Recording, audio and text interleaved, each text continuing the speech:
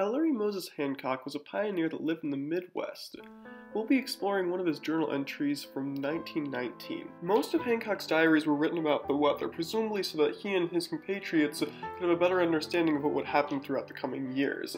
So for him, writing in a rhetorical manner would have meant writing in a way that people would have believed what he was writing. So the main thing that he used, the main rhetorical device, would be decorum.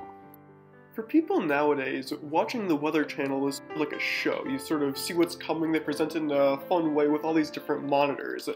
And part of the reason is that using these monitors we get a better idea of what the weather's going to be, but part of it's because that's what we expect of the Weather Channel. We expect them to present the information to us in this way.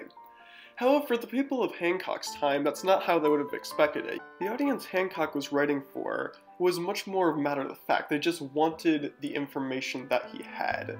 So when he's writing, it makes sense that he writes, the weather was rainy and cool, and the wind came from the northwest at 59 degrees. The people weren't expecting some graphic, they just wanted the information. And so when he presents it in that way, he's showing decorum because he's giving them exactly what they expect. When we read his diaries today, we're like, well, this isn't very interesting, and I don't really care for this type of writing or this way of gathering information, but that's just because we're coming from a different time period. His writings were perfect for the time he came from. Another way that he demonstrates his decorum is when he says that C and I will be going to church tomorrow. Now, presumably C is some family member, but we don't really know that.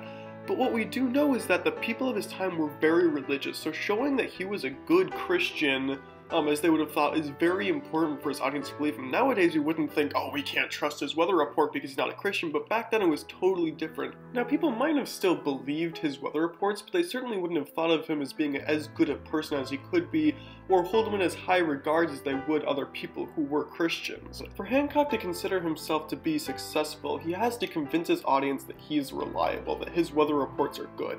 And he does this by establishing his decorum so that they'll trust him, and he establishes decorum in two main ways.